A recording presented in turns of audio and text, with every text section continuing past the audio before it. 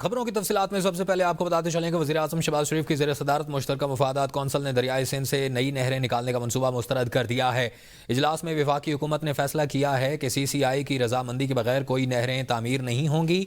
वफाकी हुकूमत ने नए नहरी मनसूबे बाहमी इत्तफाक राय के बगैर ना बनाने का फैसला किया। अलामिया में कहा गया है कि तमाम सूबों की मुशावरत से तवील मुद्दती ज़रई और आबी हिकमत अमली तैयार की जाएगी।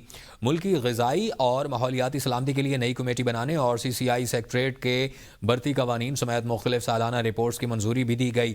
चारों सूबाई वज़राए आला समेत वफाकी वज़रा इसहाक डार, ख्वाजा आसिफ और अमीर मुकाम शरीक हुए। कौंसल के इजलास में 25 अफराद ने खुसूसी दावत पर शिरकत की। 7 फरवरी के एकनेक के नहरों की मंजूरी के फैसले को वापस करने का फैसला किया गया। वज़ीर आला सिंध मुराद अली शाह ने कहा है कि नहरों का मामला पूरे मुल्क के लिए अहम था और तय हो गया था कि जब तक इत्तफाक नहीं होगा नई नहरें नहीं बनेंगी। इत्तफाक की राय के बगैर कोई नहर नहीं बनाई जाएगी।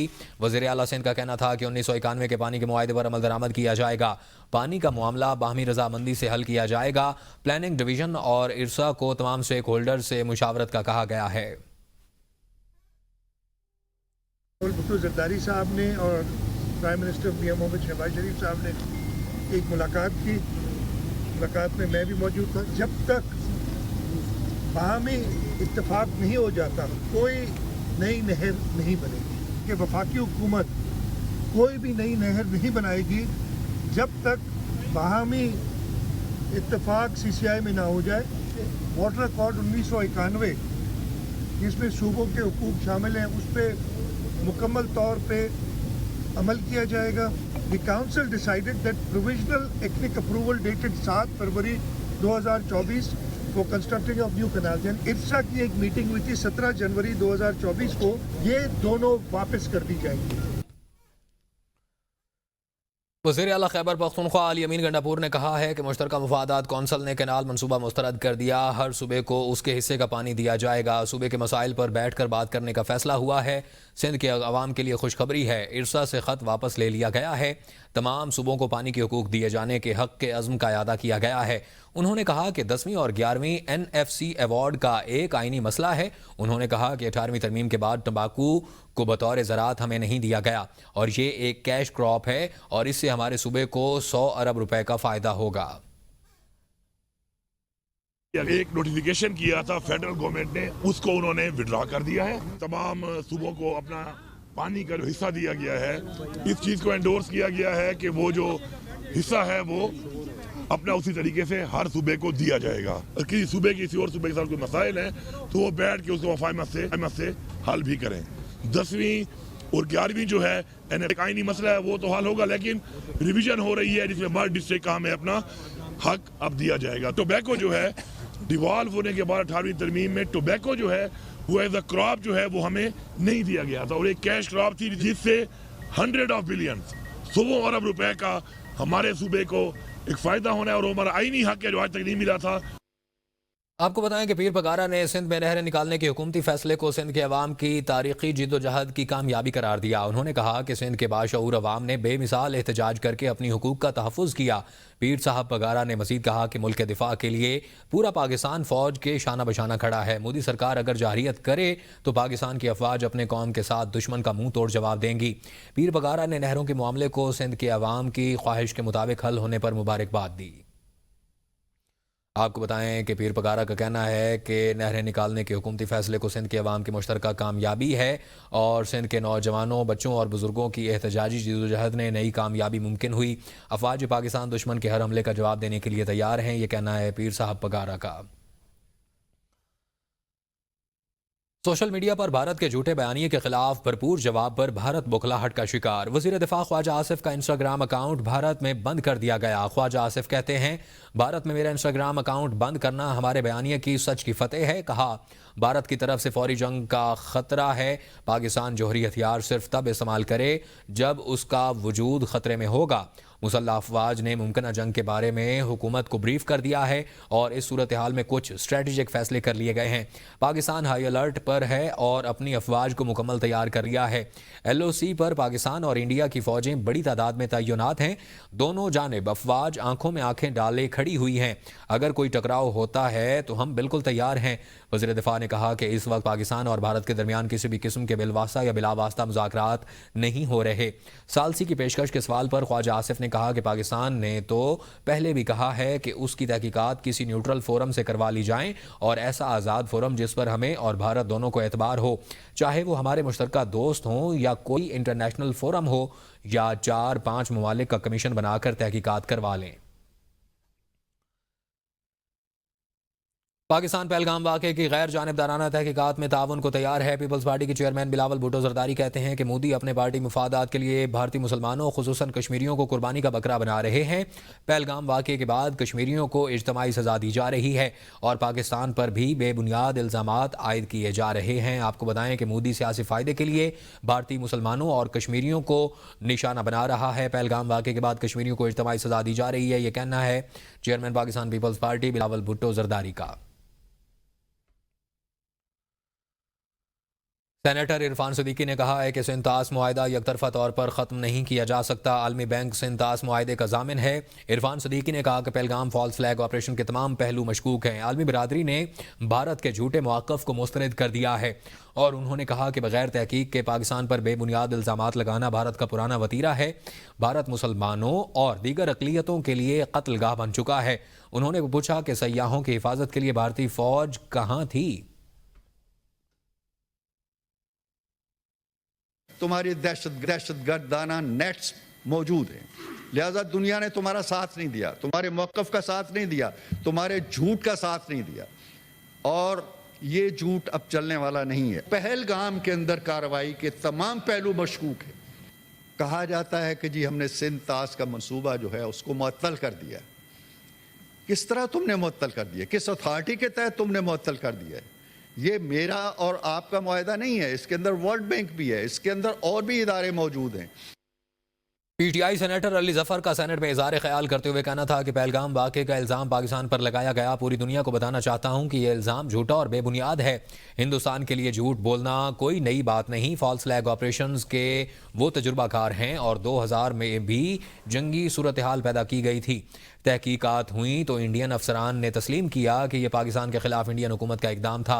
वाक़े के फ़ौरन बाद इल्ज़ाम पाकिस्तान पर लगाया गया। मोदी को पैगाम देना चाहते हैं कि दुनिया आपके ड्रामे के स्क्रिप्ट को अच्छी तरह जानते हैं और इस हमले को मोदी हुकूमत कश्मीर पर अपने जालिमाना कब्जे के लिए जवाज़ बनाना चाहती है। इंडियन हुकूमत दरअसल सिंतास मुआहिदे को ख़त्म करना चाहती है।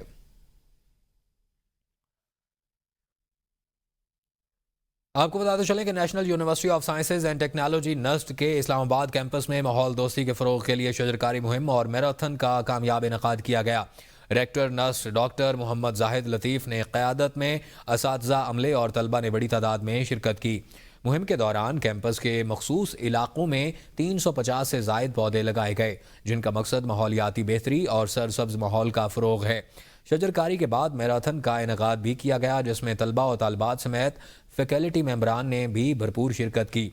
नस्ट इंतज़ामिया के मुताबिक ये सरगर्मियाँ माहौलियाती शऊर उजागर करने और सेहतमंदाना तर्ज ज़िंदगी के फ़रोग़ की गर्ज से की गई हैं। शुरका ने इस मुहिम को कामयाब बनाने पर यूनिवर्सिटी की क़यादत का शुक्रिया अदा किया और ऐसी मज़ीद सरगर्मियों की ख्वाहिश का इजहार किया। Karachi north Nazimabad block D 5 star Chowrangi के करीब विजन प्रॉपर्टीज़ के रिहायशी मनसूबे अल रीफ रेजिडेंसी का बाकायदा आगाज़ कर दिया गया है। सिर्फ 6 माह के कलील अरसे में इस मनसूबे को गैर मामूली अवामी पज़ीराई हासिल हुई और ये तकरीबन मुकम्मल तौर पर फ़रोख्त हो चुका है। इस कामयाबी के मौका पर एक खुसूसी तकरीब का इनेकाद किया जा रहा है, जिसमें अवाम, सरमायाकारों और रियल स्टेट से वाबस्ता अहम शख्सियात को मदऊ किया गया है ताकि वो इस कामयाब मनसूबे का हिस्सा बन सकें। विजन प्रॉपर्टीज़ के तर्जमान के मुताबिक नॉर्थ नाज़िमाबाद के अवाम ने हमारे मनसूबे पर जिस एतमाद का इजहार किया, हम उस पर तहे दिल से शुक्रगुजार हैं। हमारा मकसद ना सिर्फ मयारी रिहाइश फराहम करना है, बल्कि सरमायाकारी के पायदार और महफूज मौके भी फराहम करना है। अल रीफ रेजिडेंसी को जदीद तर्ज तामीर, सहूलियात और बेहतर लोकेशन का इम्तजाज करार देते हुए तर्जमान ने कहा कि यह मनसूबा शहर के दीगर रिहायशी प्रोजेक्ट्स से मुनफरिद मकाम रखता है। विजन प्रॉपर्टीज़ एक कदम आज का कल के विजन के लिए अपनी कामयाबियों के साथ रियल स्टेट के मैदान में एक नई मिसाल कायम कर रही है। अबूधाबी इंटरनेशनल बुक फेयर 2025 में पाकिस्तान पवेलियन का बाकायदा इफ्तिताह मुत्तहिदा अरब इमारात में पाकिस्तान के सफ़ीर फैसल नियाज तिरमिज़ी ने किया। सफ़ीर पाकिस्तान ने मुत्तहिदा अरब इमारात में मुकीम पाकिस्तानी कम्यूनिटी और तालीमी इदारों पर जोर दिया कि वो पाकिस्तान पवेलियन का दौरा करें और इस कौमी अदबी कोशिश का हिस्सा बने। उन्होंने खुसूसी तौर पर पाकिस्तानी स्कूलों से अपील की है कि वो अपने तलबा और असातिज़ा के लिए बुक फेयर और पाकिस्तान पवेलियन के दौरे का एहतमाम करें। इस मौका पर नेशनल बुक फाउंडेशन की नुमाइंदगी managing director doctor Kamran Jahangir और सेक्रेटरी NBF मुराद अली मोहम्मद ने की। और सफ़ीर फैसल तिरमिज़ी ने उर्दू वर्ल्ड बुक्स के सरमद खान की इनफरादी काविशों को भी सराहा, जिनकी बदौलत मुसलसल दूसरे साल पाकिस्तान की नुमाइंदगी मुमकिन हुई। Grateful to the honourable ambassador जिन्होंने इस बुक फेयर में जो पाकिस्तान पवेलियन है उसका एक दफ़ा नहीं 2 दफ़ा दौरा किया, बहुत एनकरेज किया टीम को। और टीम में जो जान है वो सरमद साहब हैं जिन्होंने बड़ी एफर्ट करके पाकिस्तान को रिप्रेजेंट किया यहाँ पे। बड़ी खुशी हुई आज हमने पाकिस्तान स्टॉल का इफ्तिताह किया अबू धाबी बुक फेयर में, और मैं बड़ा खुश हूँ कि MD Pakistan national book foundation में हमारे साथ हैं, उनकी टीम भी हैं, पर इस पूरे इवेंट के जो रुए रवां हैं सरमद खान साहब हैं जिन्होंने पिछले साल फॉर द फर्स्ट टाइम हमारा स्टॉल बड़े अरसे बाद लगा था और इस साल दूसरा साल है। आपको बताएं कि आज पाकिस्तान की सोलर इंडस्ट्री में एक तारीखी दिन रकम हो गया। फ्रोनस और सोलेक्स के इश्तराक से पाकिस्तान में पहली high tech innovative lithium ion battery factory का इफ्तिताह कर दिया गया है। लाहौर में होने वाली इफ्तिताही तकरीब में फ्रोनस के CEO Wasiq Ahmed, group chairman Anwar Naveed, manager partner Mukhtar Ahmed, managing director Murtaza Memon और डायरेक्टर सेल्स हक नवाज ने शिरकत की।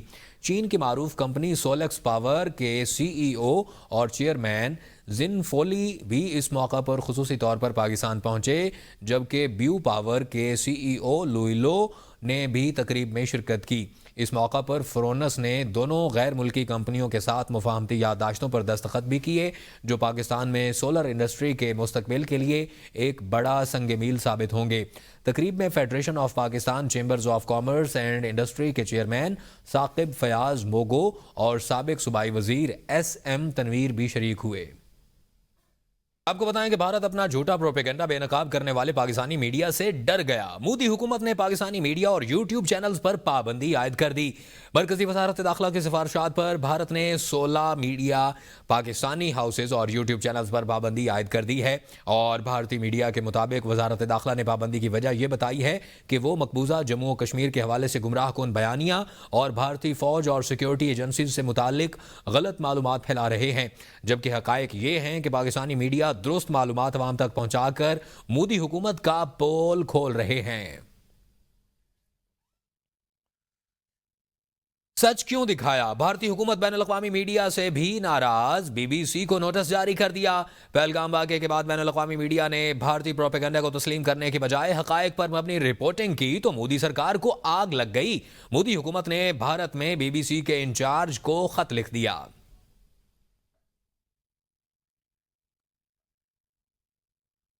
भारत की शुमाली रियासत बिहार में मशहूर लोक गुलकार नेहा सिंह राठौर के खिलाफ मोदी मुखालिफ बयान पर FIR दर्ज। नेहा सिंह ने वायरल वीडियो में कहा था, वज़ीर आज़म नरेंद्र मोदी पहलगाम हमले को बिहार असम्बली इंतखाबात में वोट हासिल करने के लिए इस्तेमाल करेंगे। नेहा सिंह राठौर की वीडियो शेयर करते हुए सार्फिन ने लिखा कि इस भारतीय लड़की ने बेलगाम हमलों की हकीकत और वजह बता दी है। उन्होंने कहा, मोदी हुकूमत बिहार इंतखाबात में वोट हासिल करने के लिए हमलों का इस्तेमाल करेगी।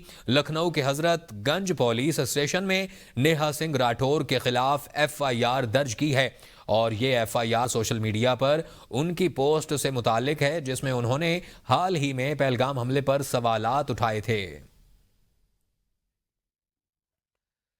वज़ीर आला मकबूजा कश्मीर उमर अब्दुल्ला कहते हैं कि इज्तिमाई सज़ा से कश्मीरी मुतनफ़िर हो जाएंगे। किसी फ़र्द वाहिद के फ़ेल की सज़ा उसके पूरे ख़ानदान को नहीं दी जा सकती। उमर अब्दुल्ला की एक बयान में कहा कि भारतीय सिक्योरिटी फोर्सेज मासूम लोगों को निशाना बना रही है।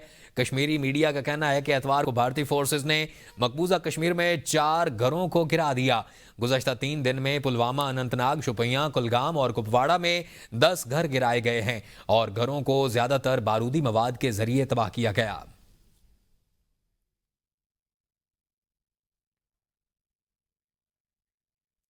आपको आगाह करते चलें कि भारत आलमी तवज्जो हासिल करने के लिए पाकिस्तान को जंग की धमकियां देने पर उतर आया। पहलगाम फॉल्स फ्लैग ऑपरेशन के फौरन बाद पाकिस्तान पर इल्जाम धर दिया। अमरीकी अखबार ने अंदरूनी खलफशार का भांडा फोड़ कर रख दिया। मजीद देखते हैं ये रिपोर्ट। न्यूयॉर्क टाइम्स के मुताबिक मोदी ने पाकिस्तान के खिलाफ इकदामात में मदद और ताउन मांगने के लिए दर्जनों गैर मुल्की सरबराहान से राबता किया। भारतीय आलमी बरादरी में कशीदगी कम करने के बजाय पाकिस्तान के खिलाफ फौजी कार्रवाई का जवाब तैयार कर रहा है। अमरीकी अखबार की रिपोर्ट के मुताबिक गैर मुल्की सफारतकारों को ब्रीफिंग में भारतीय हुकाम ने दहशतगर्द ग्रुपों की हिमायत करने पर पाकिस्तान को मुर्द इल्जाम ठहराया। भारतीय तज्जियाकारों और सिफारतकारों ने पहलगाम हमले के सबूत मांग लिए। भारत ने सिंध तास मुआहदे को मुअत्तल कर दिया। अब तक पाकिस्तान के खिलाफ कोई अवामी सबूत पेश नहीं किया। पहलगाम हमले के शवाहिद के लिए मुल्क के अंदर से भी आवाजें उठने लगी। भारतीय हुकूमत ने खिफत मिटाने के लिए कश्मीरियों के खिलाफ क्रैकडाउन तेज कर दिया। इंसानी हकूक के खिलाफ वर्जियां बढ़ गईं। मुस्लिम मुखालिफ जज्बात भी शिद्दत इख्तियार कर गए। वज़ीर ख़ज़ाना मोहम्मद औरंगज़ेब ने कहा है कि मुआशी इस्तेहकाम मंजिल नहीं तरक्की का जरिया है। महंगाई 0.7% की सतह पर है, जो 60 बरस में सबसे कम है। मुल्की मुस्तकबिल जुरतमंदाना और ज़रूरी फैसलों से तश्कील पाएगा। वज़ीर ख़ज़ाना मोहम्मद औरंगज़ेब का हार्वर्ड यूनिवर्सिटी में पाकिस्तान कॉन्फ्रेंस से खिताब में कहा, माहौलियाती तब्दीली और मालियाती शोबे में जुरतमंदाना इस्लाहात के लिए पुरज़्म है। पाकिस्तान एक अहम मोड़ पर पहुँच चुका है। मईशत बहाली की राह पर गामजन है। हम तवानाई, टैक्स, हुक्मरानी और सरकारी इदारों की इस्लाहात पर मबनी हिकमत अमली पर गामजन है। खसारे में चलने वाले सरकारी इदारों की निजकारी से हर साल GDP का 2% बचने की तवक्को है। निजकारी का अमल शफाफियत और सरमायाकारों के एतमाद पर मबनी होगा। डिजिटल बैंकिंग, कैपिटल मार्केट्स और ग्रीन फाइनेंस को फ़रोग़ देंगे। IMF की शराइत और अहदाफ पर राइट साइजिंग की रफ्तार तेज करने का फैसला। 30 जून तक राइट साइजिंग के टास्क हर सूरत हासिल करने की तैयारी कर ली गई है। राइट साइजिंग के चौथे मरहले के लिए तजावीज़ की तैयारी का अमल शुरू कर दिया गया। ज़राए के मुताबिक अगले हफ्ते तक चौथे मरहले की तजावीज़ को हतमी शक्ल दिए जाने का इम्कान है। राइट साइजिंग के चौथे मरहले के लिए 5 वजारतों डिवीजन्स को शामिल किया गया है। इलेक्शन कमीशन ने पाकिस्तान पीपल्स पार्टी का इंट्रा पार्टी इलेक्शन तस्लीम कर लिया। इलेक्शन कमीशन ने पाकिस्तान पीपल्स पार्टी के इंट्रा पार्टी इलेक्शन का सर्टिफिकेट शाया कर दिया। पाकिस्तान पीपल्स पार्टी ने 12 अप्रैल को इंट्रा पार्टी इंतखाबात करवाए। बिलावल भुट्टो जरदारी पाकिस्तान पीपल्स पार्टी के बिला मुकाबला चेयरमैन मुंतखब हुए। Humayun Khan secretary general, Nadeem Afzal Gondal secretary information मुंतखब हुए थे।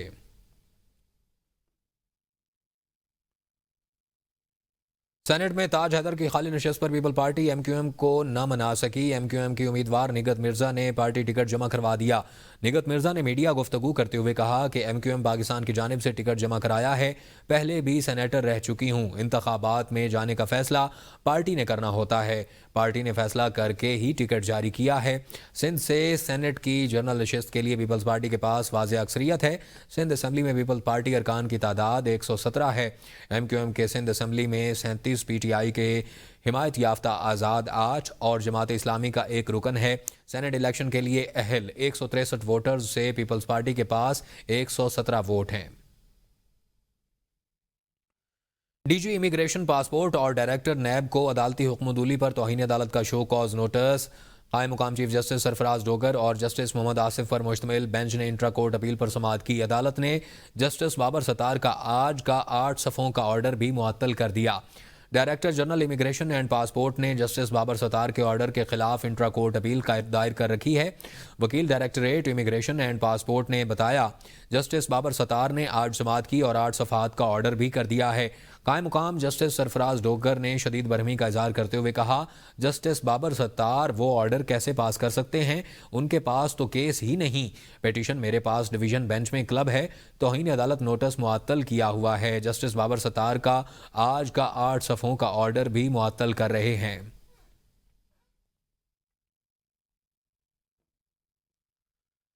सुप्रीम कोर्ट में फौजी अदालतों से मुताल्लिक केस की समाअत हुई। अटॉर्नी जनरल मंसूर अवान ने अदालत के सामने दलाइल पेश किए। दलाइल के दौरान जस्टिस जमाल मंदुखेल ने रिमार्क्स दिए कि हुकूमत कोई भी पॉलिसी फैसला करे, अदालत ने मुकदमे के कानूनी पहलू का जायजा लेना है।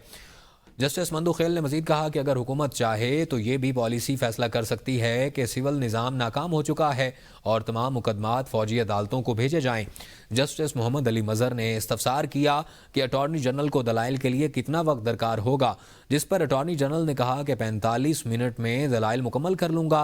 अटॉर्नी जनरल ने कहा कि वो 3 निकात पर दलाइल देंगे, जिनमें 9 मई के वाक़यात, अदालत को दी गई यकीन दहानियों पर अमल दरामद और अपील के हक़ से मुतालिक मामलात शामिल हैं। अटॉर्नी जनरल ने अदालत को बताया कि अपील के हक़ पर मुशावरत के लिए हुकूमत को मज़ीद 1 हफ़्ता दरकार होगा। जस्टिस जमाल मंदू खेल ने रिमार्क्स दिए कि हुकूमत के पॉलिसी फैसलों से मुकदमे पर कोई असर नहीं पड़ेगा और पार्लियामेंट की सवाबदीद है कि आर्मी एक्ट में तरमीम करे या ना करे। अदालत ने मज़ीद समाअत 5 मई तक मुलतवी कर दी। कराची में सिंध हुकूमत और गुड्स ट्रांसपोर्टर्स के दरमियान मुज़ाकरात कामयाब हो गए, जिसके बाद ट्रांसपोर्टर्स ने सूबाई हुकूमत को 2 दिन का वक्त देते हुए एहतजाज खत्म कर दिया। पाकिस्तान गुड्स ट्रांसपोर्ट एसोसिएशन के रहनुमा निसार हुसैन जाफरी और यूनाइटेड गुड्स ट्रांसपोर्ट एसोसिएशन के रहनुमा गुलाम यासीन नियाजी ने सीनियर वजीर सिंध शर्जील इनाम मेमन से मुज़ाकरात किए। पाकिस्तान गुड्स ट्रांसपोर्ट एसोसिएशन के रहनुमा निसार हुसैन जाफरी और यूनाइटेड गुड्स ट्रांसपोर्ट एसोसिएशन के रहनुमा गुलाम यासीन नियाजी ने सीनियर वजीर सिंध शर्जील इनाम मेमन से मुज़ाकरात किए।